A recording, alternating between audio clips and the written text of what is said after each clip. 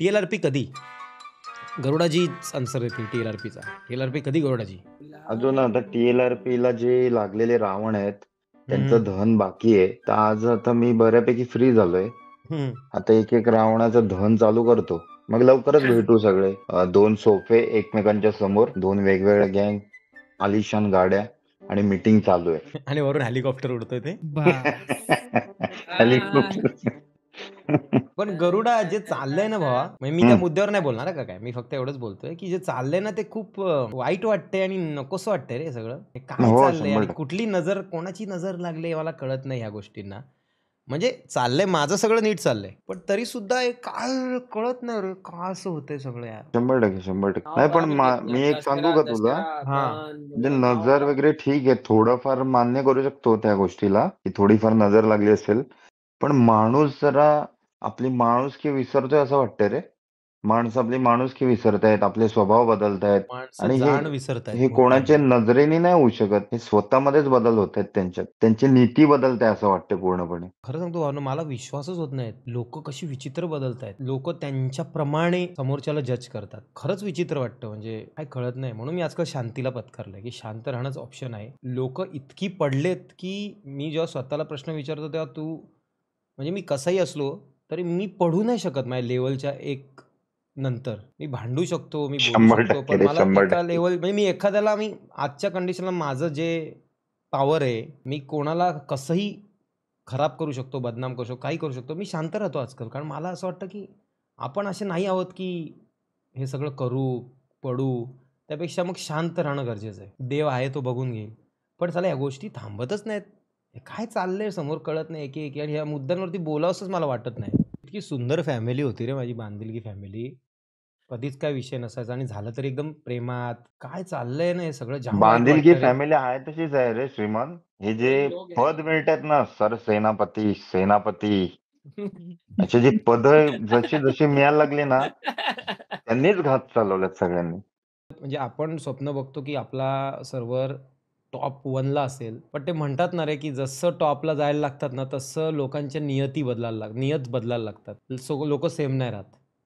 मग प्रत्येकाला क्रेडिट लागतं, की मी हे केलं होतं, मी ते केलं होतं. असं नाही, की आपण केलं होतं, हे केलं होतं, असं नाहीये. ठीक आहे, आता काय बोलणार कोणाला? जरा नीट विचार करून सगळ्या गोष्टी कर आणि काय ते लवकर निर्णय घ्या, लावा. जो कोण चुकीचा आहे तो निर्णय बाहेर झालाय आणा. म्हणजे आता सगळं प्रोसेस चालू आहे निर्णयाची. हं. प्रोसेस कधीच आता गेल्या आठवड्यातच केली ना. तुला वकील-बिकील, पोलीस-बिलीस हवेत तर देऊ का मी? अरे चालू आहे, सगळा विषय झालेला आहे. हां, मग ठीक आहे. आता एक एक पत्ते असे हे होतील मग. ते प्रॉपर लीगली गेलं ना, तर ते सगळं चेक-बिक करतील. सगळ्या गोष्टी चेक होतील. मग ए टू झेड गोष्टी सगळ्या. हो, प्रॉपर आणि प्रूफ पण एकदम प्रॉपर लेव्हलला मी पूर्ण फाईलच बनवले. तेच. गरुडा भाऊंनी खूप टेन्शन घेतलंय, मी लिटरली सांगतोय यार. तसं नाही टेन्शन म्हणजे, अरे यार, हे बघा सिंपल आहे भावांनो. आजच्या या काळामध्ये आपण बांधिलकीमध्ये हे शिकतोय, की जर तुम्ही ₹4 कमवता, तर ₹1 तुम्ही देणं लागता. एक सिंपल गोष्ट. तुम्ही जॉब नाही करत, जर कुठल्या गोष्टींनी कमवताय तर. बांधिलकीशी कनेक्टेड आहे. ठीक आहे. आज इथे जर तुम्ही ₹4 कमवताय, तर तुम्हाला ते चारीच्या चारी पाहिजेत आणि जे डिझर्व्ह करतायत त्यांना ₹1 द्यायचा नाहीये आणि अंगावर आलं तर ह्याच्या त्याचं नाव मध्ये टाकायचं. अशी ही बांधिलकी फॅमिलीमधली काही लोकं जी आहेत, ही त्रासदायक आहे. आता टी-एल-आर-पीमध्ये चांगला इन्कम आहे. आता जे काही कमवतायत ते सगळ्यांनी व्यवस्थित रीतसर मॅनेजमेंट करून, एकमेकांमध्ये वाटून, व्यवस्थित बिझनेसमध्ये पण टाकून केलं असतं. गरुडाभाईंना त्यांचा कट दिला असता. एकदम चांगलं झालं असतं ना. गरुडाभाईंचं असं झालंय, की गरुडाभाईंना पैसे नाही दिले असं नाहीये. पण त्यांना ते डिझर्व्ह जे करतात ॲज अ ओनर, तेवढे त्यावेळेला पैसे भेटलेच नाही. अरे असा नाही त्यांचा श्रीमान, मेन प्रॉब्लेम आहे. मॅटर असं आहे, की म्हणजे मला ओनर म्हणून नाही, मला एक कामगार म्हणूनच तिकडे ठेवलंय असं वाटतंय. हं. कट खुसलं म्हणजे ओनरला कट द्यायला लागले तर मग हसण्यासारखीच गोष्ट होईल रे, की अंबानीला कट दिला त्याच्या कंपनीने, की हे घे 20 लाख. तर अरे तो पण हसण्यासारखी गोष्ट होईल. अंबानी कंपनी उभी करून व्हॅकेशनवर नाही जात. अंबानी उभे राहतात नाही नाही तिकडे, व्याख्या. की कसं काय चाललंय, कितीचं अरे रिचार्ज पण तुला मारलं रे त्याला, सांगू का? असं अरे सगळे सीन डिटेल. असं आहे ना, की पहिल्यांदा असं कळलं, की आहे काहीतरी बिझनेस होतोय, हे पहिल्यांदा कळलं या स्कॅममुळे. नाहीतर मला कधी कळलंच नव्हतं एवढं मोठा विषय होतो. तूच विचार कर, आता मलाच समजा 10-20 हजार दिले तर मी पण समजणार ना, छोटीच गोष्ट आहे. पण तरी श्रीमान एक तुला गोष्ट सांगायची वाटते. लॉयल्टी मध्ये एक किंग आहे का नाही आपण बोल. आज तू TLRP साठी आपली ती स्ट्रीम केली, डोनेशन स्ट्रीम. पण बघितलं ना त्याला टच पण नाही केलं. नाही नाही, की सत्तय नको. सर माझ्याकडे तसे आहेत, अजून ते वापरले नाही, कोणी घेतले पण नाही. म्हणजे त्या बाबतीत एक आहे ना अभिमान वाटतो, की ठीक आहे चल, नाही मोठं झालं, नाही कमवलं, पण आहे काहीतरी. एक चांगली गोष्ट आहे आपल्यात. आणि बाकी लोकं तर बापरे! हेच पैशाचे स्कॅम करून, ते मार्केटमध्ये टाकून, त्याच्यावर 10-10 लाख कमवून, तरी पण ना सर्व्हरला काय दिलं, ना मला काय दिलं, ना कोणाला काय दिलं. आपली आपली पोटं भरली, एन्जॉय केला आणि शेवटला सत्यानाश केला. सर्व्हरचे फंड्स पण डुबवले. कुत्रा जो असतो बा आपला पाळलेला, त्याच्या डोळ्यात हां, पाहिलेलं डोळे आहे. घालून बघितलं ना का तो कंटिन्यू आता मी सिम्बाकडे असं डोळे असं रागात बघितलं ना भावांनो, का तो असा खाली हां. बघतो. हां, कारण तुम्ही त्याचे मास्टर आहात ना. पण तेच जर दुसरं कोण आला ना आगोबाई, त्याचा आकरळ विकरळ हां. रूप माझीच फाटे ते रूप बघून. हां, पण ते रूप हां. माझ्यासमोर कधीच नाही त्यांनी दाखवलं आणि मी त्याला एवढा वेळ पण नाही देत रे, तरी तो तसाच वागतो माझ्याशी. साला मला मग ना एक त्याचा जन्म 5-6 कुत्रेच लहानपणापासून पाळायला आहे पाहिजेत. ना तेच बस त्याचं. होतील आणि ते फक्त बोलायची टेक्नॉलॉजी त्यांच्याकडे आली पाहिजे. साला कुठल्या मित्राचीच गरज नाही आणि लॉयल्टीचं टेन्शनच नाही. तुझ्याकडे तो भोका आठवतो का तुला? हो. त्यांनी हं. काय लॉयल्टी दाखवलेली, मानायला लागेल हां, त्याला. हां. ते तसेच बोके जीवनात आलेत. शिवाय सांगा ना, स्टोरी सांगा ना. अरे हो गोलीमार. नाही, नाही स्टोरी नको त्या बोक्याची, राहू दे. सांगा ना प्लीज. प्लीज. अरे कुत्रे म्हणजे भावांनो एवढं सांगतो तुम्हाला एक, कुत्रे एवढे लॉयल असतात. त्याचं एक उदाहरण मला स्वतःलाच मिळालंय. एका कुत्र्याला माझ्या रेबीज झालेला, पण तो मला चावला नाही अजिबात. ए जेव्हा हो रे एंड अभि, मोमेंट अगो बाई माहितीये माहितीये, मला मॅटर माहितीये. हां, तो एक कुत्रा होता, त्याला रेबीज झाला आणि मी त्याचं रोज म्हणजे त्याची केअर घेत होतो. तो कधीच त्याने चावला पण नाही तो. मी जेव्हा जायचो पण नाही ना रे डॉक्टरनी अभि तिकडे, माझी फाटायची भावांनो. मी याच्याकडे गेलो नाही, ना, का मला माहित खरंच होतं रे. त्याला काहीतरी झालंय.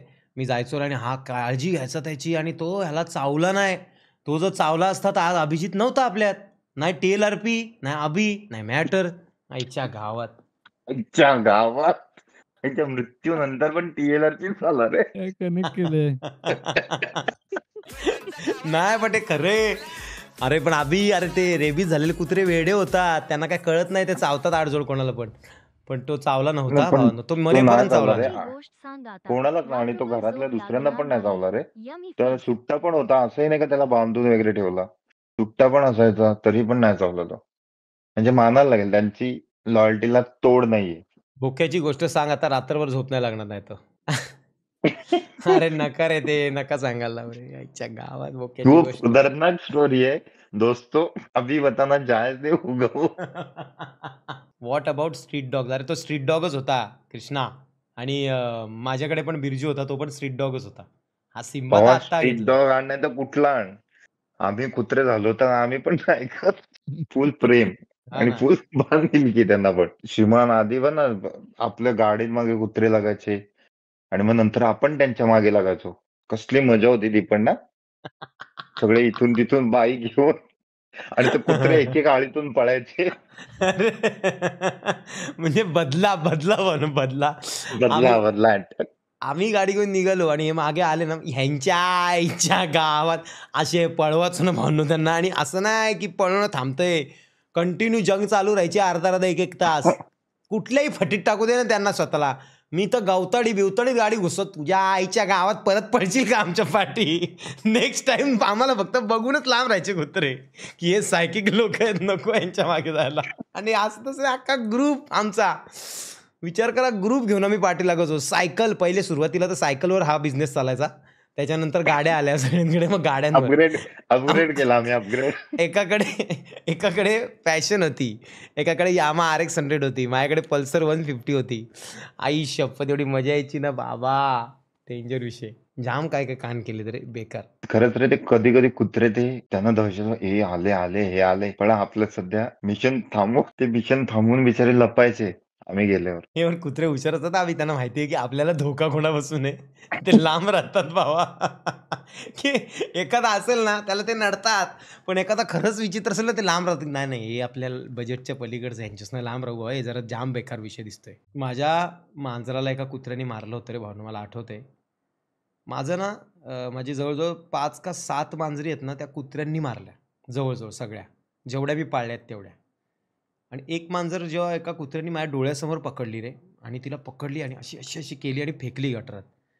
आणि ती एकदम अशी कोमात गेली. तर मला राग आला, मला सहन नाही झालं. तो हिट ऑफ द मोमेंट होता. मी धावलो त्या कुत्र्यावर आणि मला दगड हातात भेटली. मी जोरात मारली दगड आणि ती दगड लागली त्याच्या पायाला आणि तो पाय तुटला त्याचा डायरेक्ट. तो लंगडत लंगडत गेला.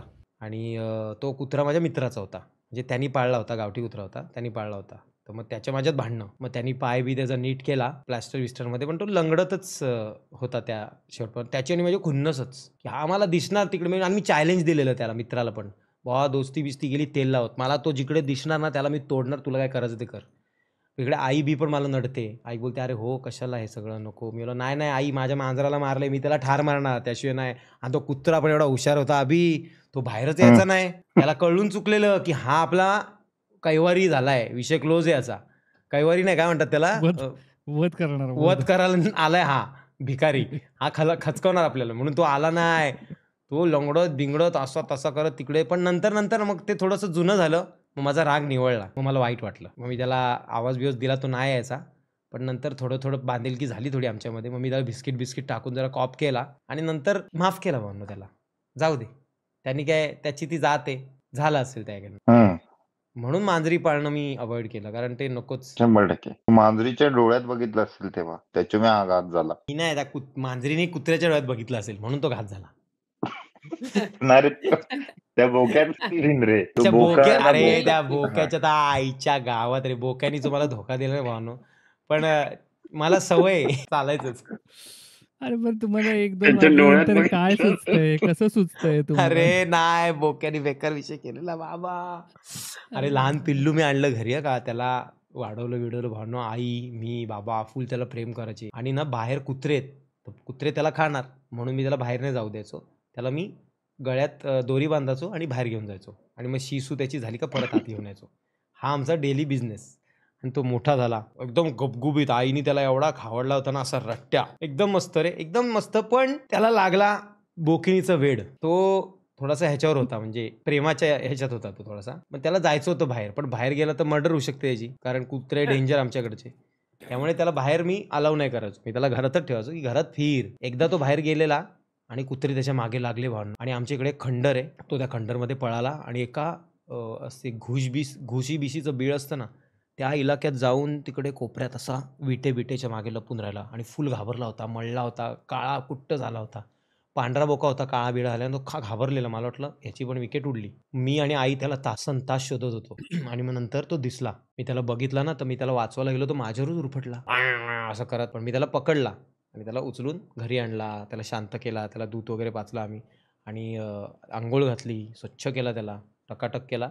आणि मग घरीच त्याला, त्यानंतर मग घरी बाहेर सोडला नाही त्याला. व्यवस्थित राहत होता. अचानक काय उताला काय कळलंच नाही. बाबांच्या पायाला वच करून चावला. बाबाच त्याला घेऊन जायचे सुसू करायला वगैरे. तर बाबांच्या पायाला सुसू करायला नादात जाऊन बाबांच्या पायाला असा चावला ना, डेंजर. फार नखं बिखं अशी घुसली होती पायात, भयानक चावलेला. मग मी त्याला माफ केला, कारण तो बाबांच्या चावलेला. मग नंतर दुसऱ्या दिवशी मी त्याला घेऊन गेलो. मग तो माझ्यात चावला आणि माझ्या पण तसाच चावला, तसा बाबांचा चावला. मी ती दोरी कापली आणि बोललो जा, देव तुला सुखी ठेव. बोक्याला मुक्त केलं जागेवर. नको बोका, आईची कटकर.